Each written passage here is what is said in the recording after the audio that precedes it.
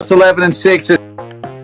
Kept it, I know they would say, "Oh, well, he kept the tag applied." He could have kept the tag applied and not straddled him. He could have kept the tag applied. You know what I mean? He could have moved his leg. So. It was fine. It was just. It was fine. It wasn't necessarily wrong. He didn't need to get to that extreme. Nothing wrong. Bills in a last-second field goal or a last-second touchdown by Aaron Rodgers or a last-second touchdown by Aaron Rodgers. Kicking field goals too? I want to bet. Right? I want to bet.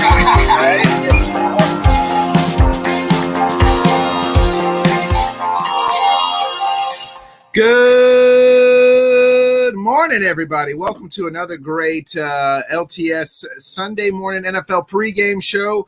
I am your host, Bodkins. As always, man, it's week 3. We got quite the slate of games on today. We'll be having several different guests.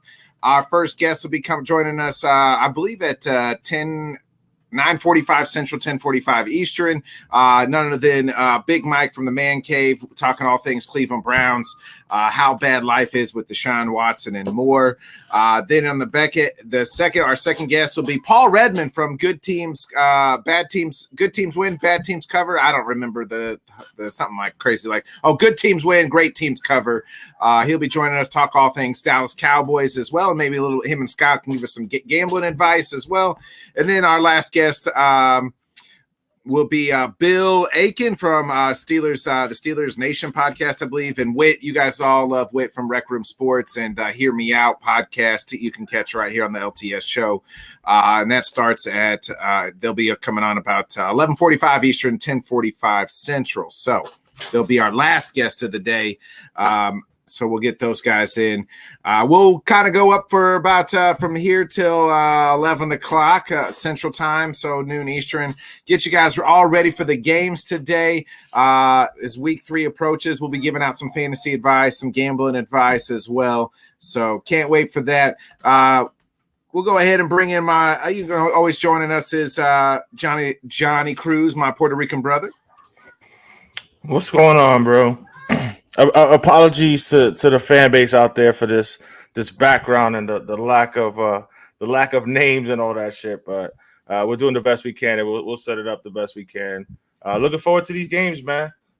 Listen to the show. I missed out on Thursday's show.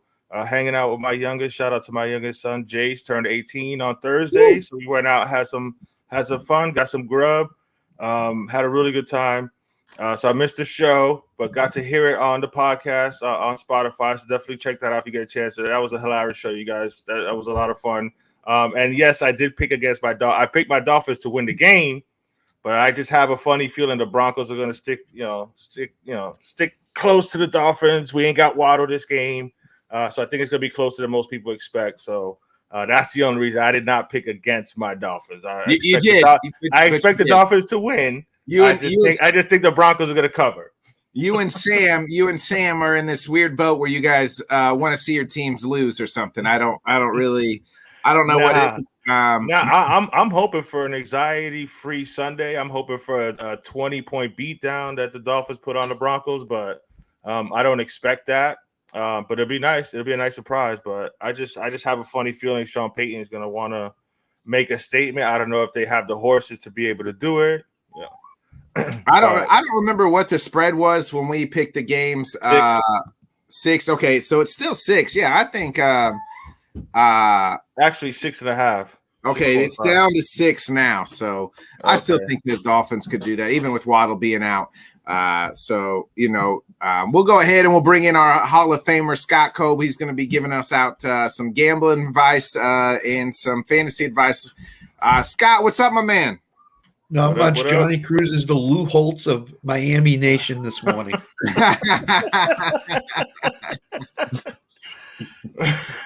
Your comments are all pinned on the locker room wall, Johnny. They're waiting for you. That's good, man. I hope that they, like I said, I hope it's a 2-touchdown game and I can just relax and just no stress. But the first 2 games we won by 2 and by 5. So even though we've played well, it's been closer than it should have been. This is our home opener, and again, it should be a 2-touchdown game. However, you know what I'm saying? I'm gonna give Russell Wilson and I'm gonna give Sean Payton a little bit of respect. If we beat them by 2-3 touchdowns or whatever, 20 points, whatever, then yeah, you're gonna have to worry about the Broncos winning less than 5 games this year, bro. I've already bet the Dolphins and the spread's going down, so I may double up on it. That's how confident I am in the 6 Dolphins right now. I know we took yeah, it's I think down. Most of us, I took the Dolphins even at 6.5. That Broncos defense it looks like it's taken a step back. Last year it was kind of the strength of their team, and it's taken a step back. So we'll see what happens. Right. Scott, what are the games we looking at as far as gambling wise? Jets Patriots under. Simply because I don't think either team's going to be able to move the ball that well against either defense. So I'm looking at the under. I think it's like at 36 or 37 right now, and I think it's even going to be in the 20s. It's going to be like a 17-10 type of game today. So I'm looking at that. The Dolphins, as I said, I'm looking at that. And the Seahawks at home against Carolina, backup Andy Dalton starting for Carolina. Although everybody is saying their passing game will be much, much better. It may be much, much better, but Miles Sanders better start running the ball well. If he doesn't, Chuba Hubbard's right there ready to take his job. So those 3, and usually I find a late line that's been pushed around, right half hour before game time that I'll put some money on. So those 3 for sure. The game I want to talk about first here with you guys is a very intriguing matchup. It's almost a kind of a must-win for both teams, and the line is even right now. And that's the Chargers. No Eckler. He is out against the Vikings. Vikings, it seems like they've now all given up on Alexander Madison as they make the trade for Cam Akers. Scott, I'm going to ask you from a fantasy perspective. If you're an Addison owner, how much are you panicked? And if you're a Cam Akers owner, how much are you relieved? It was reported that Cam wanted to smash, McVay's wife. He made a joke that he wanted to smash his wife. And I mean intercourse smash, if you catch my drift. And that's Jared Goff made the same comment. So now both players traded. So I guess McVay takes it personal if you want to say you want to bang out his wife. Yeah, well, she's from what, Norway or something? She's not from here. She's from across the ocean, so to speak. I'd be really worried about Madison. Madison has not run the ball well this year. They went into the year. It's his backfield. Nobody else is going to take it away. And because of the first 2 weeks, they had to make a trade for Cam Akers. Now, today, I will say Madison will probably be better than he has been because the Chargers defense it sucks, to be honest with you. So this is going to be one of those 35-34 type of games. Last team to have the ball wins. So if you got these guys in fantasy, start them all. It's going to be a really high-scoring game today. So, Johnny, what team needs to win the most here? I mean, neither one of these 2 teams can go 0-3, but somebody's going 0-3 today, whether it be the Vikings or the Chargers. I mean, I think it has to be the Chargers. I think there was more expectation for the Chargers. I mean, I know we always say the Chargers are going to charger, but I mean, Minnesota has been pretty good the last few years. The Chargers have even though they made the playoffs last year, but they got a big comeback from Jacksonville. But I just think there's more expectations with the Chargers. Justin Herbert just got that massive new deal. Like you mentioned on Thursday, there's so many names on that defense, you know what I'm saying? And Staley's job may be on the line in the next week or two. Scott, you mentioned that their bye week is in a couple weeks. So if they go 0-4 into the bye, he could lose his job. I didn't expect much from the Vikings this year. So I'm gonna put it more on the Chargers. They need to get a win. I mean, I don't think they have a chance to win that division anyway, but I think they need a win more desperately. I think in the NFC North, I think the Vikings can still somehow limp their way back if they were to make a run of that division, but I don't expect nothing from Minnesota. And here's the other thing that shocks me. They're not using the rookie at all. He's got 2 catches for 9 yards, or something like that. And they drafted him in the first round. Yeah. And Staley refuses to use him for whatever reason. Or Kellen Moore, I don't know who it is, but what's going on, Alex? It's just a mess there. It's just a mess. Hey, Alec, what's up? And to your initial question, if Madison doesn't perform today, Cam Akers probably will be the number 1 running back as early as next week. So As a can maker owner, I hope so. Me too, bro. About freaking time because he hasn't done shit. You know what I'm saying? He hasn't done shit the first couple of weeks. Yeah. Well, too busy trying to get with McVay's wife. So yeah. To Alex's point here, he's saying Kellen Moore. I think Kellen Moore will be the coach, and I don't think it'll be Staley won't be the guy. And that's what I'm thinking. I think the Chargers can't afford to go 0-3. Just simple fact because their division is, got the Chiefs. The Chiefs are going to they should beat down the Bears today. I know crazier things have happened in life and in sports, but you can't fall back 2 to 3 games of the Chiefs. Plus, we've seen the Broncos; they're struggling a little bit too, and the Raiders are 1-1. But you can't fall too far back, and the AFC is going to be stacked, so it'll be harder to make ground. And where the Vikings, you look at their division, the Lions are still the Lions to me. The Packers, who knows, and the Bears absolutely are maybe the most dumpster fire organization right now. And we'll talk about them here in a minute. Mark something's got some fantasy questions that we'll get to. I'll get to his fantasy question in a second. I agree with you on that. That's a good point about the whole AFC against the NFC thing. You know what I'm saying? Yeah, the AFC is too strong for an 0-3 team to even make any kind of run. He's saying it's not Kellen's fault. They spent most of their money on defense. Exactly. Mm-hmm. Staley needs to be gone. I don't think it's Kellen Moore's fault at all. I think it's Staley's fault, and they brought in Kellen Moore to be the next head coach of this football team as it falters. Scott, you keep saying their bye week's week 5 or so, or week 5. Yeah. I don't know. Let's just say they could very easily lose today, right? They could definitely go 0-3. Oh yeah. I mean, it's possible. We look at their schedule going forward. Then they got the Raiders coming to town, and then they got the Cowboys, and then they got the Chiefs. They could legit start 1 and 5 at that point in time. Yeah. Wow. Well, not for nothing. I think that would be the straw to break the camel's back if they lose to the Raiders. Right. I gave them that win. They better win that game. You know what I'm saying? I mean, if they lose that game, even if they win today, they're 1-2. But then you lose to the Raiders, your division rival, which should be the worst team in your division right before the bye week, and you're 1-3. I think he still might get fired. Well, you got to win this week. If you win this week and you beat the Raiders, you're 2-2. It kind of evens you out. But then you got the Cowboys, and then you got the Chiefs. Like you almost got to split those games. You know what I mean? As well, to get to be 3-3 after in 6 games. Right. I don't know, but they could very easily lose to the Cowboys, and I definitely think they could lose. They always seem to lose to the Chiefs. They always play the Chiefs really well, but then fall. In the fourth quarter, something crazy happens. That Chargers team is intriguing, but Staley definitely to me would be the first coach fired. But I've also heard reports that they can't fire people because they have no money, so they can't. They have money. Their owner don't like to spend money.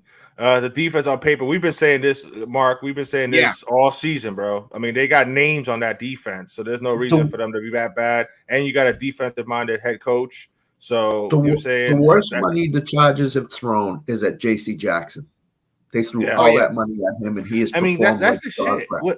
If New England don't bring somebody back, there's usually a reason. They didn't even try to sign him. Right, they didn't even try to sign him. What's going on, Gary? Enjoy your day, What's bro. up, Gary? How are you? All right, Mark had a fantasy question here. Miles Sanders, Josh Kelly, or Isaiah Pacheco? I mean, are we sure Pacheco playing? Pacheco's banged up, I believe. That's what I'm saying. It's Josh Kelly, Minnesota. Did you see what DeAndre Swift did against them last Thursday night? Mark. 175 yards. It's Josh Kelly. Josh Kelly and Miles Sanders hasn't done much of shit this year, so I would. Yeah. Scott, I asked this question to Ryan when I was on his show Thursday. I didn't understand, and I still don't understand the love for Miles Sanders. He didn't do outside of last year. He hasn't done shit and didn't do shit in Philadelphia. Last year was his best year in Philadelphia. It was obviously his contract year. And then he goes to a possibly worse team in Carolina with a worse offensive line. I mean, I know they made Deontay Foreman look pretty good last year, but I mean, to me, I never understood the love for Miles Sanders, and I still don't understand it because his career arc tells me don't buy in off of 1 year. No, and he gets injured a lot. His hamstrings always get injured. That's number one. Number two, he caught 50 balls his first year or close to it, and he hasn't even come close to 50 catches. Chuba Hubbard's going to take that role pretty soon, I think. I don't like Miles Sanders at all, and I didn't draft him any place, I don't believe. No, I did not. I didn't either. I didn't understand the love for him that people were giving him at all. And like I said, I still don't understand. Hey, sun shines even on a dog's ass every once in a while. So, and that was Miles Sanders' contract year. Well, I mean, Scott mentioned it. His rookie year, he had 50 catches. You know what I'm saying? So you're thinking, he's going to be a dual threat. And then it's just like they either went away from it or just didn't trust him to, you know what I'm saying, to get as many touches. Scott mentioned the injury. So I was surprised that Carolina gave him that contract, though. Carolina got rid of Deontay Foreman, who performed really well last year, to sign Miles Sanders. Right. And I think they're having a little buyer's remorse right now in terms of signing him or signing Deontay Foreman. They could have signed him for cheaper and brought in another wide receiver for their core, and they'd been just fine. So yeah, they did that, and they traded up to number one. Yep. You know what I'm saying? So is Carolina eventually going to be in that conversation of worst run franchises? It's possible. It's possible. Not with Chicago I'm just saying they can get there. Well, not with the drama that Jesus, Chicago, wow. But I'm just saying they're going to be in the conversation. So you guys didn't talk about the biggest story today. Are you talking about the Bears and how people broke into their facility and stole lawnmowers and side-by-side, Scott? No, that's not. That's number two. Number one is Usher's the Super Bowl halftime show. Oh, yeah. Oh, of course. Nobody's talking about that. I was gonna wait till the end to talk about that, Scott. Okay. You're buried. You're buried. I guess we could have led the show off, but yeah, Usher will be the halftime show. We're all. I know me and Johnny are of age where we've made some babies to Usher. I don't know. Scott. I'm surprised you know who the fuck Usher is. They mean Usher the singer, not Usher somebody at church that ushers people down the pew. Scott. Oh, that's not it. Damn. I was hoping Larry the Usher was the halftime show. Yeah, not your buddy at church in the morning that's taking you down. So don't ask Larry if he's how he got that halftime gig. I mean, I guess it's cool. I'm okay with Usher. I'm fine with it. I mean, he's a good performer. You know what I'm saying? I'm sure it'll be a decent halftime show. I don't stress the halftime shows. No, when I was younger. Bruno Mars could do the halftime show every year. Does Roger Goodell know who Usher is, by the way? Does he have any clue? Well, he's going to front like he does. Yeah. No, Jay-Z's the one that runs that, I think. He runs the – Oh, okay. I believe a couple years ago after like a bad halftime, everyone's like, man, we got to do something. They reached out to Jay-Z, and I think he put it all together. Where's I don't even know where the Super Bowl's at. Where's the Super Bowl at? Las Vegas. Las Vegas, yeah. Yeah, interesting to have Jay-Z. He's not from there. I figured they'd get somebody from Vegas or, Well, yesterday they were saying NSYNC was going to be the halftime show. They had it basically wrapped up. Oh, JT, huh? I guess. I was about to say NSYNC. Hey, I'll take Usher before I take NSYNC. I was about to say, I would too. You know what I'm saying? No offense, and I like JT. I think he's performed. I think he's performed at the halftime show before. At least like in it was the notorious one with him and Janet. Nah, that was Justin Timberlake. That's what I'm saying. That was Justin Timberlake. Right. Yeah. I'm asking about Usher. I'm asking. Usher. I think Usher has performed at the halftime. At least like he has spot once. I'm pretty sure.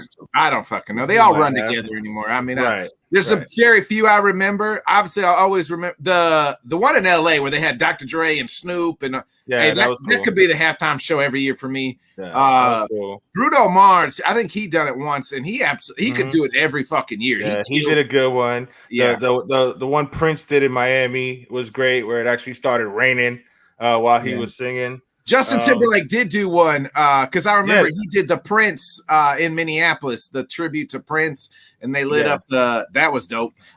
So yeah, I do remember that. But the league, Scott, we're talking about I was mentioning the Bears.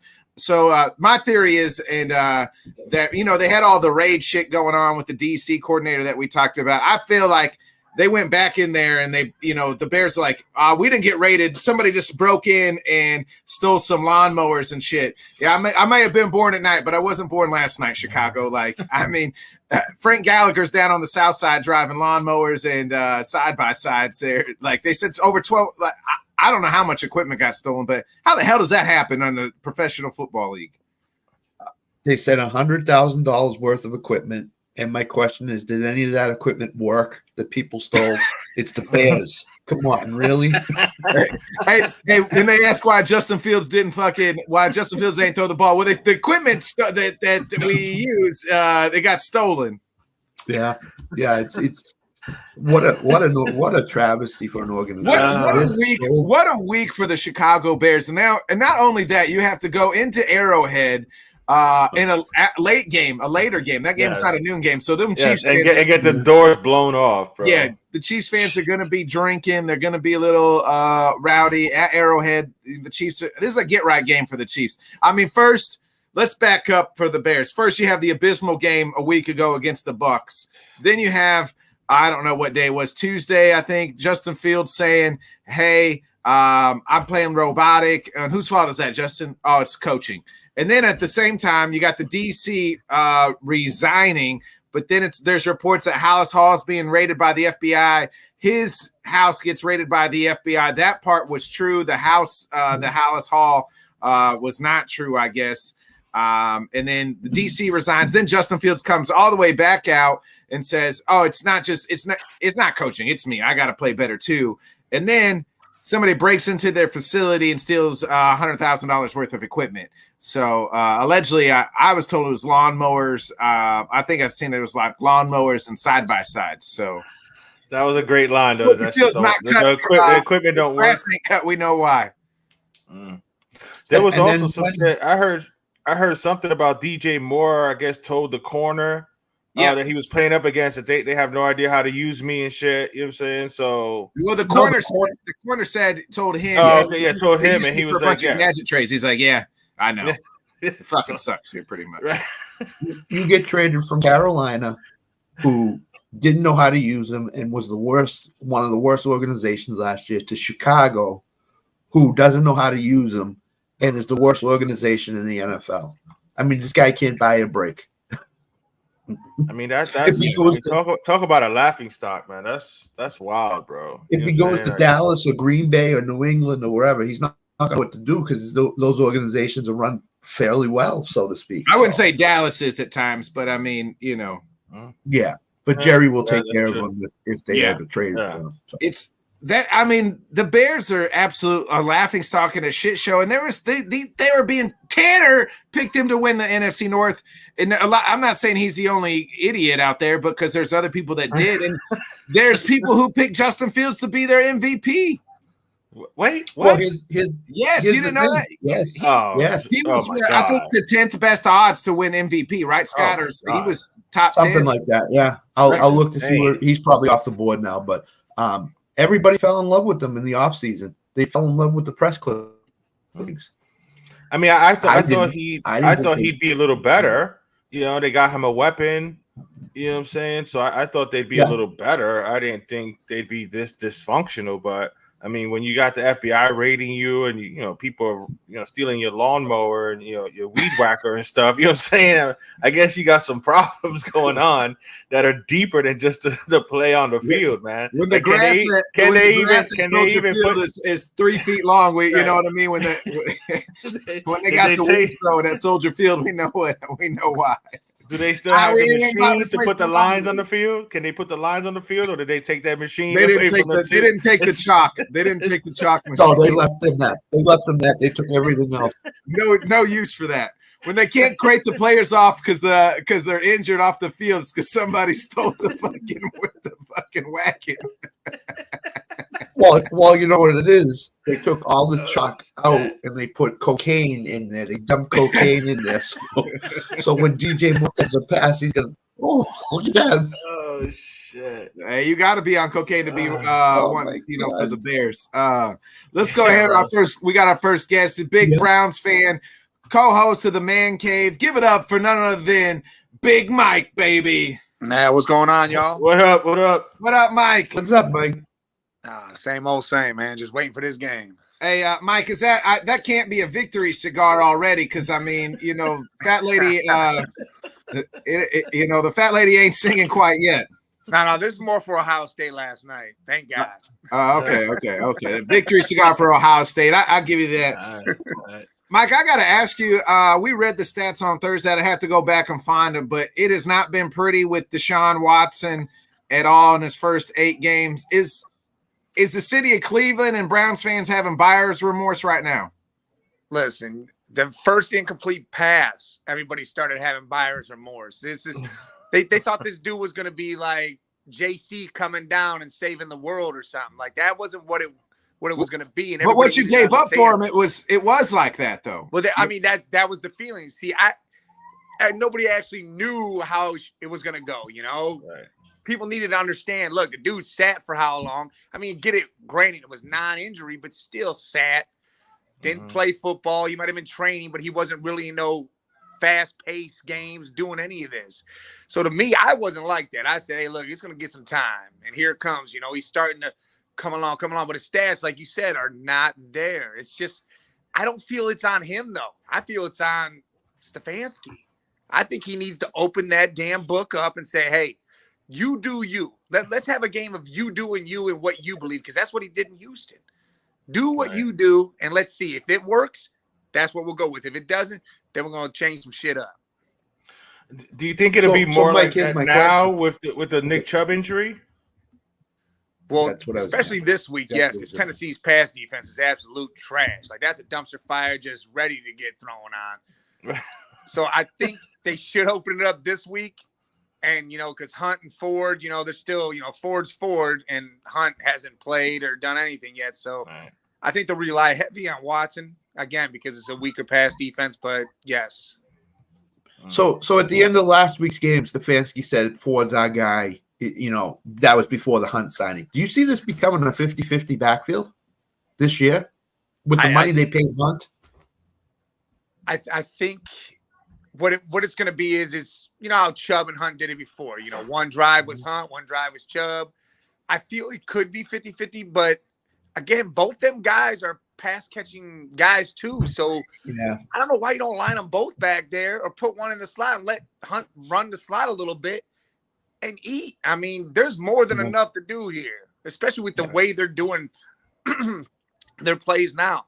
The stupid little dink and doink dump-offs and little 5-yard routes, which is retarded. Let Watson open it up. But I feel Hunt's going to have a big thing in with this team, but he's got to get going first. I don't think this week will be the week, but.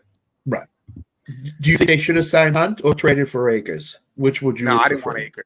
I didn't want anything to do with Akers at all. Okay. Hunt wants to be here. That's Chubb's best friend. Hunt wants to do this for him pretty much. And I think he's still got something left. If anything, he's going to kick that extra gear in, and he's going to do everything he can for his hometown team and his best friend. Yeah. Yeah, he's done well. He had some problems off the field before he came back, and everybody was worried about him going back to Cleveland. He's done well there, knew the offense. I thought it made a lot of sense for them to bring Hunt back in. He sat and waited, and now he's got the opportunity to kind of be the lead back. And then if he does well here for the next 15 games, he could find himself on another team next year, being their RB1. And good news on the Chubb front, it's reported that just the MCL and partial torn ACL, 8-month recovery. So Nick Chubb will be able to play football again on, should be suited up week 1 next year. So that's good news for Browns fans, because that injury on Monday night, it looked like it could have been career-wise. I mean, that is a hell of a blessing. That is just that. I mean, if you go back and look at his injury in 2015, it almost looks identical, the way his leg bent and how it went when he was in Georgia. I mean, that was just sickening. Yeah. That was crazy, man. I mean, he's a good dude too, so it's nice to hear that it wasn't as severe as it looked. So you know what I'm saying, there is a chance for him to come back next season. What are your thoughts on your coach, man? I mean, if they keep having problems like this and the offense doesn't get going, he's supposed to be an offensive guy. He's supposed to have a one of the top quarterbacks. You got all these weapons. Why ain't he making it happen? Is he in trouble? Because he's stupid. That's why. He's stupid. Look, he needs to relinquish play calling to AVP. Let that man run the offense. He can do it. He did it in Green Bay. He's done it in all the places he's ever been. Stefanski needs to worry about him. Stop worrying about every aspect of the team right now, because that's what he does so much. Like last year, before we had an actual defensive coordinator that could actually do something, he worried about everything. Stop doing that. Worry about you doing you, and let Van Pelt call these plays and run this offense the way he knows how he can do it. That's usually the problem with most head coaches is if they have a defensive coordinator because he wants to call the defense because that's what he's always done. They don't trust you hire guys to do certain things. Right. And as a head coach, like, most of the time, like a lot of, they want to call the offensive plays or this and that. Like, you hire an offensive coordinator, let him do that. Like, it's still in your headset. You can still going to chime in this and that. But for the most part, give it up. And then like you can concentrate on the whole team instead of just the offense. Yes. And things like that.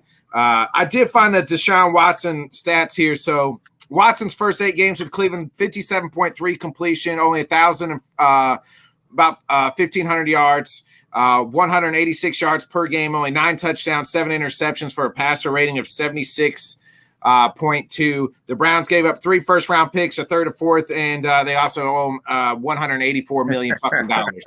So I don't, Mike, with them stats and what you owe the man, it's you could say it's not on him, but he's also got to play fucking better. He definitely does. And if you look at the yardage, what would you say it was? 1,100 or something? 1,500. Dude, that's because it's all 5-yard passes. Yeah. That's all they're doing. Yeah. Open this up. You have the guys that can burn down the field. You have good route runners. You can open this up some. Start doing it, because if you don't, then we might as well go get Nick Foles and tell him to do this. We did all this for nothing. Yeah. And look, Njoku isn't being used at all either. And I don't understand that one bit. The man can catch the ball. The man's a monster and can barrel through some tackles. Let this dude play too. But again, they keep force feeding these 5-yard in and outs, and it's stupid. He's an athletic freak too. It almost seems like he feels like he still has Baker back there. Like you got a legit, you know what I'm saying, QB that can do it all. You know what I'm saying? Like I agree with you, man. Open it up, man. I picked you guys to win the division, man. So I need you guys to get going. Man. Well, if you look at the division right now, all right, so we lost to Pittsburgh, right? We had 4 turnovers, and it took 2 defensive touchdowns to beat us by only 4 points. Right. The only loss I see in that game right now is Chubb, because we should have still won that game. That game was ours. That's because if there's a worse offensive coordinator in the league, it might be Matt Canada. He's awful. They got $100 lineup, and he plays them like they're 10 cents. You know what I mean? Like well, at least Mike Tomlin lets Matt Canada call the plays. What the? Well, maybe Mike Tomlin should stop letting him call the plays. That's the fucking problem, Mike. I know that is the problem, but why can't Stefanski say, "Hey, you know what? Let's let AVP. Let's try something different. This old shit ain't working. Let's try this." But I think the division is really still there. I mean, Baltimore beat the hell. They got 7 starters that are hurt this week. I mean, they could possibly lose to the Colts with Gardner Minshew as the quarterback. And that would be nuts. And then we got them next week. And if the injuries are still there, our defense will tear Lamar straight to shreds, man. That'll be the end of that. And I was going to ask you. Go ahead, Scott. And the thing with the AFC now is it's falling apart. Cincinnati's 0-2. The Chargers are 0-2. The Jets lost Aaron Rodgers. So it's there for them to walk right into the playoffs and be one of the top wild cards. And if Deshaun Watson keeps playing the way he is, and he's got a number 1 stud in Amari Cooper, he needs to throw the ball to him like 15 times a game, 12 times a game, whatever. But the Browns have a solid chance here to walk into a wild card, at worst a wild card spot, because of the rest of the AFC falling apart. So I think if Deshaun gets his act together, they're going to make the playoffs as a wild card at the worst. So. He definitely doesn't look like the Deshaun that we saw in Houston. So maybe was that Bill O'Brien? Is Bill O'Brien a fucking genius? No. And as a Dolphin fan, I got much love for Bill O'Brien. Shout out to Mr. Bill Butchin O'Brien. himself a genius to make Deshaun look better than what we all thought? No. I know. I think we're dumbing him down. We're holding him back too much. I mean, you see him sitting back there, and the offensive line looks a little disgruntled, and I get it because, injuries and Jedrick Willis. People are saying we need to switch him over here. No, we need to switch him the hell off this team. I don't want him on the right side, left side. I don't even want him on the sideline. Conklin's done for the year. And I'm cool. Hey, I love DeJuan Jones. He needs to get his run blocking up, but I love that man. That dude is huge and can move like a linebacker with his feet, and I love what he can do. But that left side, hey, screw it. Get Willis out, put Batonio down there, throw in Dunn, and that'd be it. Let's try this. Is the game plan today for them to throw 40 times? Because Tennessee's run defense is just nasty. Well, if Stefanski's smart, yes. Yeah. I guess we can question that, though. The problem is if Deshaun gets out of the pocket, he's going to start face masking people. I've never seen 35 years of watching football, Mike. No. I've never seen a quarterback have more than one face mask. I don't know if I've ever seen a quarterback ever have a face mask, and he had 2 in one freaking game. That's crazy. You would think there would be more of that sometimes, especially with the running QBs now. Right. Do they not pay attention enough, or are they just really spotlighting Deshaun for this? Because it was on primetime game. You know what I mean? It was on night football. So that's the way you see it. But I don't know. Maybe I'm a Packers fan. So, Brett Favre wasn't out there flinging people around, and neither was Aaron. So, Yeah, I don't know. And I know there's always that you got 1-2 seconds or whatever, and you got to let go type stuff. Just if your fingers get caught. You can't even touch their face mask. I've seen pretty much now. If you just tap it, it's like they're gonna throw the flag. They gotta redo that too, because that mask is right there. If you're trying to stiff arm someone, your finger get caught in there or your hand, it's gonna happen. It's just gonna happen, and they can't throw that yellow flag out there every single time. I get it if the head gets yanked and turned or something, the head's moving pretty, harshly. Yes, throw that flag all you want, but it can't be just it's straightforward. He's got his face mask. It can't, to me, it doesn't. That's not a penalty. Yeah, there should be some kind of incidental. You know what I'm saying? If it's incidental, whatever. You know what I'm saying? But I mean, he did, especially the second one. Oh yeah, he grabbed it like he was ready to tackle. His face mask. That was frustration coming out. I can't throw the ball down the field, so I'm going to throw you across the field. You mentioned you got the Ravens next week. Then after that, you're hosting the 49ers. But then you got, you're at the Colts, at Seahawks. You got the Cardinals before you play the Ravens again. How big is this Titans game? You know what I'm saying? You got to get a dub here, I think. You know what I'm saying? So that way you can kind of get going here a little bit. Listen, to be honest, these next 2 games are huge. We have to get this dub here because this is supposed to be a dub. There should be no reason why we don't win this game. Right. Our defense is, again, to me, it's going to be top 5 by the end of this year. And I know it's 2 games, Mike, but the Browns overall right now is 6, rush 1. That's the pass offense. Pass defense here's overall 2, rush. They're tied for 3rd, pass tied for 2nd, scoring 2nd. So, defense is playing well. They got the defense, it looks like, to make a run here. And that's what you need. And if they can let Watson open this thing up this game and they can see what he can do, all right, cool. Well, let's walk through these 2 games. Let's get into Baltimore, battle that one out. You got a bye week after that. So you got 2 weeks to recoup and get yourself ready for the 49ers who travel to Cleveland. Now, I'm not saying we're going to win that game, but I'm saying after a bye week, Niners face Dallas the week before, if I'm correct. They do. They're going to be a little beat up. That defense will be at them. Dak will be giving them all sorts of trashy hell, I guess. And we'll see what happens with the Niners coming to town. I mean, I don't expect to win, but I feel like it could be. And then, to me today, one guy will beat the Browns, Derrick Henry. That's it. Their pass offense is not that good. Tannehill is not that good. If they allow Derrick Henry to go for 150 yards today and score 2 touchdowns, that will beat the Browns today. If they neutralize him, then the Browns have a great shot at winning the game today.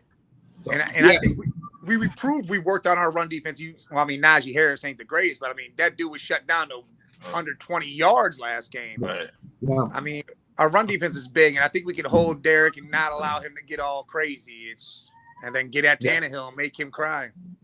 Yeah, the Browns offense, they're number 1 in rushing, but are number 6 overall, 1 in rushing, but number 26 in pass. So they can't.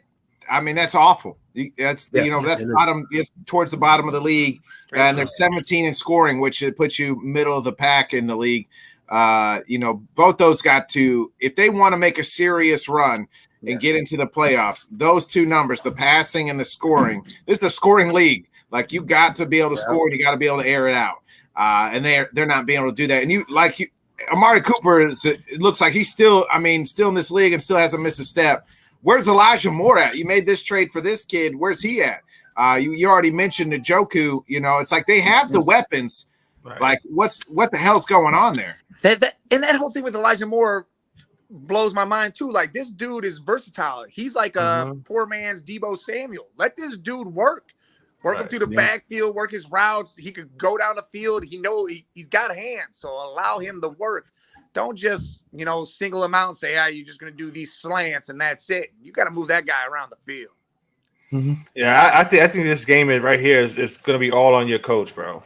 Like, you know what I'm saying? And we all got much respect for Mike Vrabel. He's going to have a good game plan for Tennessee defensively to try to, stop you guys, especially now with no Nick Chubb. But this is one where Stefanski, he has to let Watson loose. And I think, throughout the season, I think Watson is going to get better. You know what I'm saying? Because, he was great. Whatever off the field, we talk about on the field. You know what I'm saying? He was great in Houston, and I don't think it was all Bill O'Brien.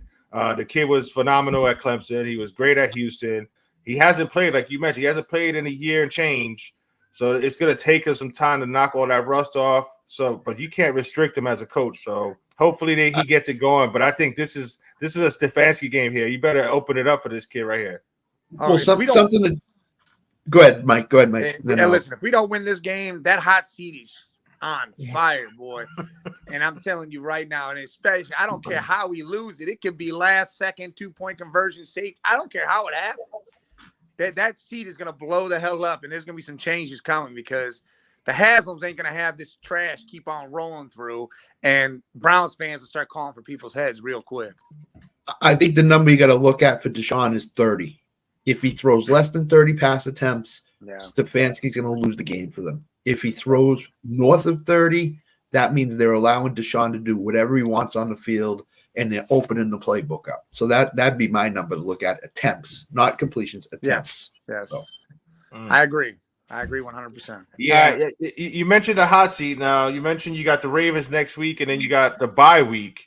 If you lose against Tennessee and then you lose to Baltimore, do you have a new head coach going into that bye week? Nah, they're not going to fire him at her. They'll wait till the season, I think. They'll give him the season, but he'll definitely be gone, and he'll know he'll be gone, and that's when he needs to start changing up. Like, hey, maybe I need to let Van Pelt do something. Like, if we lose this game, he better let Van Pelt take the reins and do something because he's got to save himself somehow if he wants to do it at all. Because the division's there for the taking. Pittsburgh's falling apart. Cincinnati looks like they're going to bench Burrow again, or bench Burrow now this week.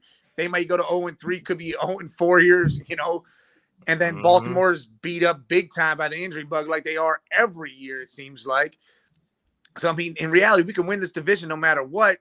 They just got to throw the ball and open that playbook up. Nice. I agree, man. Yeah, it'll be interesting. I think now's the time. No Nick Chubb, right? He's been your best player, so now he's out. So now let's see if Watson can lead us to the promised land without Chubb and use the passing game. Mike, give us a score and prediction for today's game before we get you out of here. I'm going to look at it. Let's go 24-17 Browns win. All right. I took the Titans with the points. I think I like the Titans at +3.5. I took your Browns, man. I expect Deshaun Watson. Like I said, I picked you guys to win the division. So, you know what I'm saying? I'm going to ride with that all the way through. You know what I'm saying? I got like I said, I got faith in Deshaun on the field. You know what I'm saying? He's a great player. you got me a little worried now. I ain't gonna front about the head coach, but you know what I'm saying. Hopefully he lets him open it up. You say you hate for an injury, but sometimes maybe that injury does give him the opportunity to actually open up his playbook. Well, this is the game to do it. Yeah, absolutely, man. I agree, man. So I got your Browns winning this game, man. So I'm with you on that one. Hell yeah. Hey, Mike, where can everybody catch you at, brother? Hey, give me at the Man Cave 8172 on YouTube, the Man Cave 10 on Twitter and TikTok, and the Man Cave 10 on Facebook. Yeah. We appreciate it, Mike. We'll catch you later, brother. Appreciate you. We'll see you on the flip flop. Salute, y'all. All right, bro. Be safe, man. Enjoy. Y'all too. And we got a couple fantasy questions if you want to pop those up real quick, and then I'll get to our ad read. Yes, sir. So Tyler asked Mike Evans, Keenan Allen, Devontae Smith, Tyreek Hill, pick 3. I'll let you go first, Scott. That's tough. I would It's really tough. I would keep Mike Evans off. You would take Mike Evans off. Yeah, because Keenan Allen's in that shootout in Minnesota today. Tyreek's got no waddle across the field. So 2 is going to feed him like crazy. And Devonta Smith is, it's down to Devonta Smith and Mike Evans. And I would just leave Evans off of it because if they go to Godwin a lot, then Evans is going to suffer. So it seems like Mike Evans has been Baker's favorite target, though. I was going to say, man, I would bet against Mike Evans, bro. The only problem with Mike Evans is he's going to get the Darius Slay treatment tomorrow night. And Darius Slay is going to follow him around a lot. That game's tomorrow, huh? The Eagles. Yeah, Monday night. Oh, that's the first one of the doubleheader. Yeah. I think the Bucs defense, especially the secondary, is pretty darn good. I'd almost leave Devontae off. You got to play Tyreek to me. You have to. And you got to play Keenan Allen. Yeah. Where you probably drafted those 2 guys, you got to play those 2. I'm with you on that, Nick. I would sit Devontae and play Mike Evans. I would probably maybe go Mike Tyreek. Evans. I mean, we saw what Justin Jefferson did. And I'm not saying, Mike Evans isn't Justin Jefferson, and he used to be at one point in time, but probably not anymore. But I think that it'll be a negative game script for the Bucs a little bit, and they're going to have to pass it. So I would lean towards Mike Evans. You're probably not wrong with any of the 3, right? Any 3 you pick. Right. Just make sure Tyreek is on the field, bro. Yeah, because Waddle ain't playing, so Tyreek is he's gonna get the ball a lot. There you go, Tyler. JR, let's go. Kendry Miller versus the Packers or Joshua Kelly versus the Vikings. I think you answered Joshua Kelly. Go ahead. Joshua Kelly, because Kendry Miller might get Taysom Hill out of the game at some point. The game. So Josh Kelly's playing the Vikings. That's the highest scoring game over under on the board. Minnesota allowed 175 yards to DeAndre Swift last week, who's never had 175 yards in 5 games. I would go with Josh Kelly. I hope you're right, Scott, because I had to pick up Josh Kelly because I had Eckler, and Eckler's out. So Josh Kelly's in the old starting lineup for Josh Kelly's in my home league starting lineup. I had to do it. David Montgomery's down today, so Josh Kelly is the substitute for him. So, quick tips, he would take Evans over Smith too. So, Thanks, Tanner. I forgot that's Tanner's. That's his burner account. That's his burner account. Burner account. Yeah, I forgot. Yeah, because the other thing you got to think of in that game is A.J. Brown complained a lot last week. Yeah, at the end of the game that he wasn't getting the ball, so they were throwing the ball a whole lot. Right. You know what I mean? And I get it as a professional athlete. Like, you go through everything. You want to play well. You want to start well. But then the fucking day, the only thing that matters is did your team fuck? You know what I mean? Right. You guys were – A.J. Brown's got to take a look. And sometimes even Diggs has got to take a look and be like, did we win the fucking game? You know what? Right. Like, I worry about I know sometimes contracts especially are loaded with, incentives and stats and things like that. But you know what's going to feel great? You know what's a great incentive? Winning the fucking Super Bowl. And you can't do that if you don't make the playoffs and win games during the regular season. And I just don't quite understand, like, what everybody's, I'm totally with you, but I got A.J. Brown on my fantasy, so bitch all you want, A.J., so that way they get you the ball as much as possible, bro.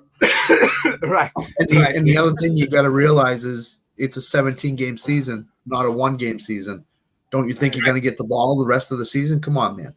Stop complaining. You won the game. You beat a good. They were running all over. They were running all over the Vikings. Mhm. That's the whole thing. The Vikings were saying, we're not going to allow you to pass. DeAndre Swift is going to have to beat us, and he beat them. So, Yeah, and that's they just got to look at that. You know what I mean? Of course, he's going to say that. He's going against me now. That's exactly what he's doing. Well, I mean, anything that's got Green Bay in it, he's automatically on the other side. Like so far to the wrong side that he, can't even think clearly. So, you mentioned your Packers. You want to do the ad read before we keep going? We'll let me get to the ad read here. Go ahead. When our community wins with us, we want to ensure you've maximized your return on investment. Line shopping for the best odds matters, and that is why any profitable sports bettor needs to be using multiple sportsbook. Thankfully, there has never been a better time to get signed up, and we're here to connect you with the best promotions industry-wide using our link, signupexpert.com/let's talk. You can get access to all the sports books in your region, along with a review of each platform and its unique features. Most importantly, this page automatically connects you to the top promotions at each book, allowing you to start line shopping with an enhanced bankroll.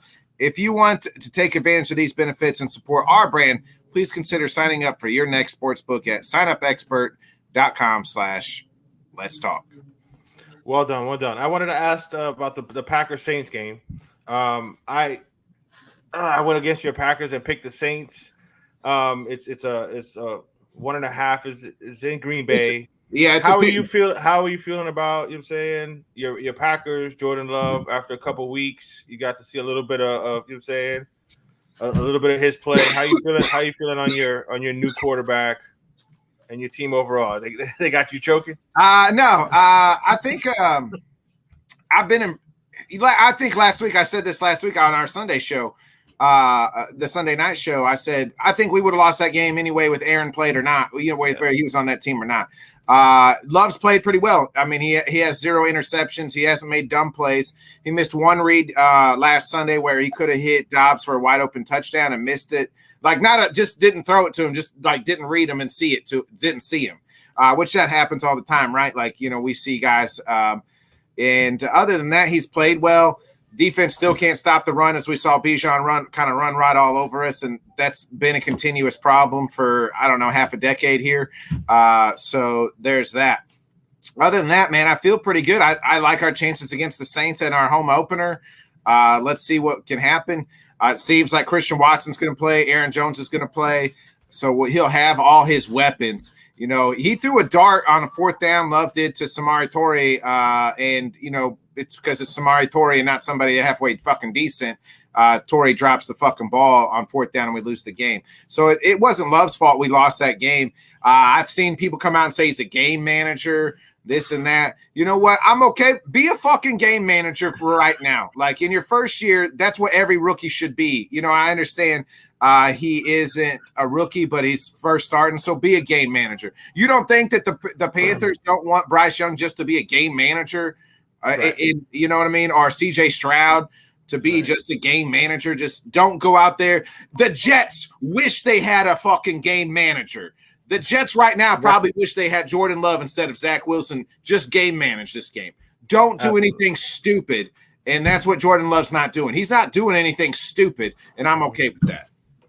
Yeah, I'm with you on that. We talked about it before the season started that, you've got some weapons. You got some good running backs. If the defense can play halfway decent, which, I know you mentioned that they still can't, stop a nosebleed from running. But, there was some pressure on the floor. I like Jordan Love. I think he's going to be more than a game manager. Again, I don't think he's going to be Aaron Rodgers or Brett Favre. You never know. But I like the kid coming out. He doesn't have to be right now. He doesn't have to be. And I agree with you on that. Yeah, he doesn't have to be that right now. You say, if he can make a big play here or there, that's cool. But he's shown that he can do that, in my opinion. Like you mentioned, he threw a strike, but the receiver he threw it to is garbage, and he dropped it. But I think he can make some plays, but he's not making the big mistake to hurt the team. That's a good thing. You know what I'm saying? Yes. So props to him. No, Tanner, he can't be. Nobody can be Mahomes. No, but he's saying he doesn't want him to game man. He wants him to go crazy because he wants your team to lose. No. Go ahead, Scott. Couple couple things off of this to look at. I was just looking at Rappaport's Twitter page.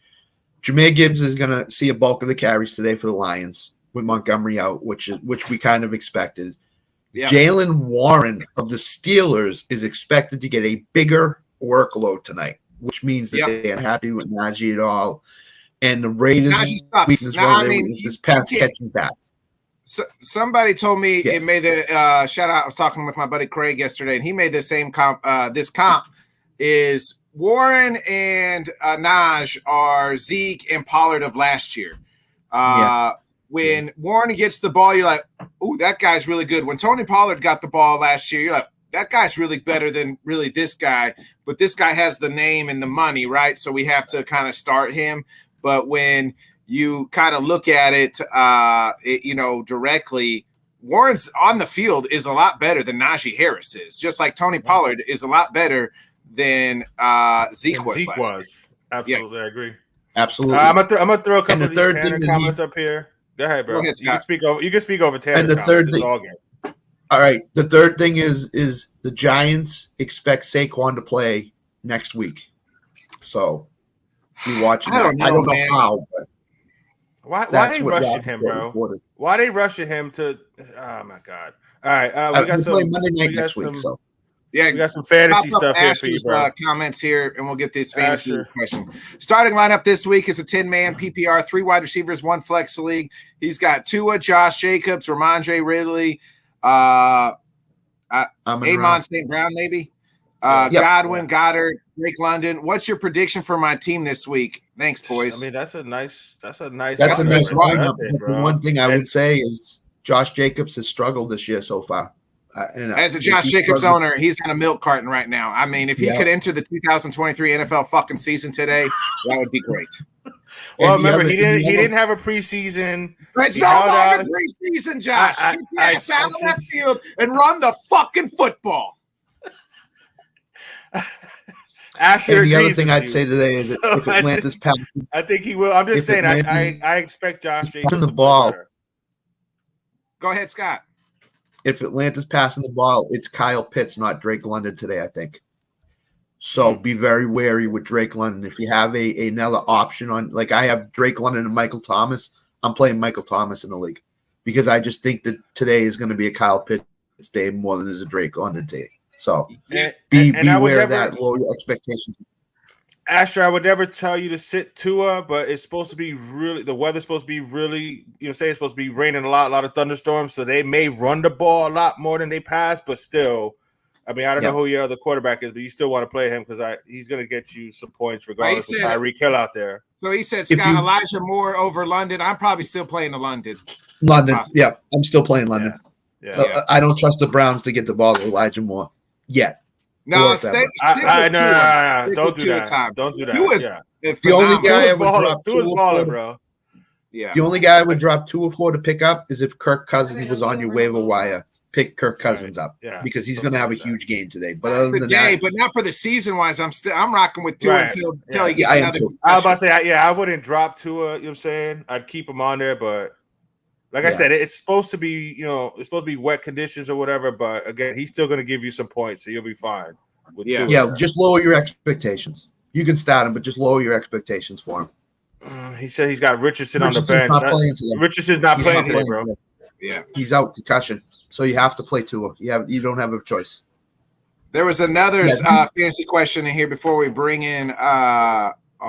If you drop Tua, he's gonna be right here. I got it. You got it.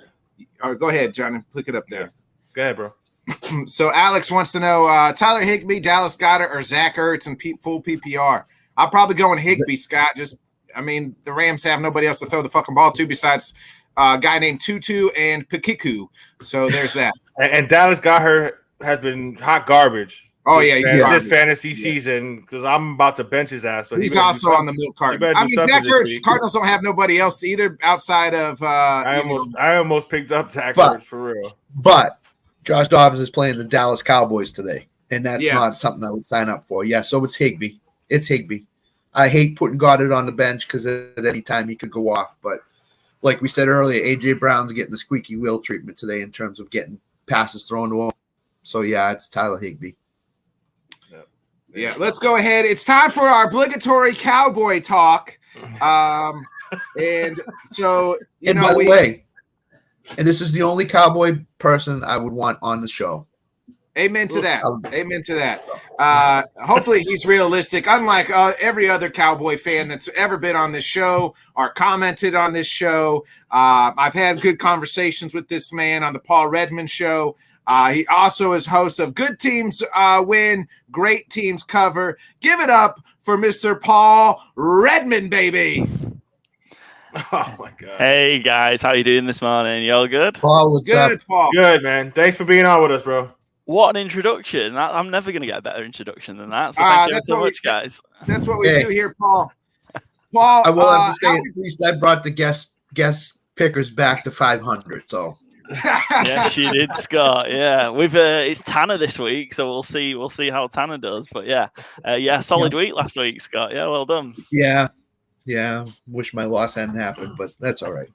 Paul, how we doing? The Cowboys 2-0, and by God, they look like the absolute. That defense looks like the best defense. Looks like the 85 fucking Bears defense out there. Now I know they played the likes of Zach Wilson and Danny. I'm not going to call them dimes. It's more like Danny Pennies.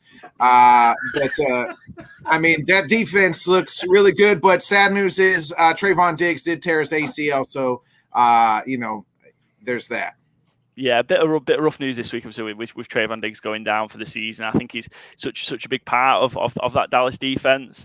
Obviously very opportunistic. Obviously a big reason why Dallas have been so good from a turnover perspective the last couple of years. So look, I don't think that's going to impact the Cowboys today in Arizona, but one maybe in the games against kind of the Niners, the Eagles, and potentially into the playoffs should all go well. But yeah, kind of what you're saying, Bodkins, is there's a lot of hype around Dallas. We haven't played anybody yet. We've not played anybody yet. So it's not Super Bowl. It's not Super Bowl yet. You're not having the Super Bowl parade and hanging banners yet, are you, Paul? Not yet. No, absolutely not. I think we'll learn more about this Dallas Cowboys team in weeks 4 and week 5. I think we play New England and then we play the San Francisco 49ers. So I think that's when we'll really see what this Dallas Cowboys team is. But at the minute, you can only beat the teams that are in front of you. So look, and they've done that convincingly. They put a whooping on the Giants. Obviously, if Aaron Rodgers is in that game for the Jets last week, it's a very different game. But did what they had to do. Very suffocating on defense, and I think we've seen what this defense is about, and we know what this defense is about. The big change in the offseason for me was around the fact that Kellen Moore went and Mike McCarthy's taking over the offense, and I don't think we've had the opportunity because of the way those games have gone to really see what this new Dallas Cowboys offense is all about. And took the question right out of my mouth, Paul. Right there, I was going to ask you. That was how we feeling about that move, and what's it look like? Yeah, I think for me, I've been a very vocal Kellen Moore critic, or have been the last couple of years. And while the numbers look good, I think he was a bit of a phrase I've used to describe him as a bit of a flat track bully in terms of Dallas would beat up on the poor teams they played in their schedule, drop 40, 50 points on them. But against kind of the not even elite defenses, but very good teams and elite, they really, really struggle to move the ball consistently. And I think that the move was needed, and we'll see a lot more balance, I think, from Dallas offensively, and I think that should maybe lead to, it won't be quite as the explosive offense as it has been maybe the last few years, but I think it's one that's more workmanlike, more one that will get the job done. We'll see them rush the ball a lot more, try and control that time of possession, and I think you're going to need that in the games, especially you're looking at talking about getting to a Super Bowl in the NFC when you play the Niners, when you play the Eagles and the stronger teams in the NFC. I think that's the way you need to win those games. So yeah, I don't know what the offense is at the minute because we've not had a chance to see it. I don't think we'll see much of it today against the Cardinals. I think it'll be very defense orientated again. Yeah, the measuring stick, and that'll probably be game of the week is in 2 weeks when they play the 49ers. I think they should be able to beat the Patriots next week and win. They should handle the Cardinals today. This should be another game where they are they going to be a great team in cover though? It's gone to 13. I was nervous at 12, and now it's gone to 13. So the Cardinals have covered twice, haven't they, so far? So they've been a little bit, maybe they've been a little bit better than expected. They give Washington a real good run for the money in week 1, and yeah, they gave the Giants the fright of their lives last week, didn't they? Going up with that big lead. So yeah, I think they will. I think the Dallas will cover the 13. I don't think it'll be many more than that, though. Yeah, but here's the deal with Arizona: is they are now playing a step up in class from defense. Dallas is much better than what they've seen before. So, Paul, talk about Dak, and what are your thoughts on Dak, and what type of season do you see from him this year? Yeah, I think we've seen in the offseason, Scott, a lot more about kind of Dak being in control of the offense, or Dak having total control of the offense. I think that's a part of Kellen Moore going. But I just think you with the team and everything that's around Prescott from an offense perspective and a defense, you don't need to load it all up on Dak to go and win games. You need to win these games as a team, all 3 phases. Go ahead, Paul. I was just gonna say, we just talked about Jordan Love being a game manager. Really, with that defense, Dak has just got to kind of be this game manager. He does not in the offensive weapons that they have. CD, Tony Pollard. Don't make any mistakes. Yeah, just go out there and you don't have to. We're not going to have to put it on your shoulder. Just don't do anything stupid, and they're going to be in the game because of that defense. Micah Parsons is my vote for Defensive Player of the Year, and so far through 2 weeks, you would stamp it right now. Why can't we have Micah as MVP, not just Defensive Player of the Year? Why can't we have Parsons as MVP? Hey, there you go. Right? Why not? I mean, that hasn't happened since LT, and that's who he's compared to. So. Yeah. Well, I think Ray Lewis might have got MVP. I can't remember. I think, look, it's about time. I'm sick of seeing these quarterbacks get MVP all the time. Like it's time for a change. But it seems Micah Parsons and TJ Watt are just having just a one-on-one battle. I think for those awards at the minute. We're only 2 weeks in though. But yeah, I think you're right. Just Dak doesn't. We know. I think Dak gets a unfair criticism. I think it just gets blown out of proportion because he's the quarterback for the Dallas Cowboys. If he was a quarterback anywhere else or in 25 other teams, he wouldn't get this much scrutiny. I don't think. It's one of those positions in sports, isn't it? That's just heavily the lights are so bright on it. But I think, like I say, you just need to take a little bit off Dak. And look, there's going to be games where he's going to need to step up. And I think he's capable of doing it. I think he's shown in the past he can do it. The back end of last year was a bit rough. That wasn't great, but he didn't get a lot of help either. I don't think in terms of a lot of those picks that he was scrutinized for. Some of those balls are balls in the chest, balls in the numbers of receivers that are just popping up, and so that you can't do it all on your own, and he does need that support. But I just think, I don't need to see Dak Prescott throwing the ball 45 times a game here for Dallas this season because it's just not needed with everything else we've got around him. Paul, I got to ask you a question. I didn't ask it when I was on your show, but since you're on our show, I'm going to ask you, why a Cowboys fan? You're clear across the pond. You have no allegiance to any team. But why the fuck did you choose the Cowboys? That's a good question.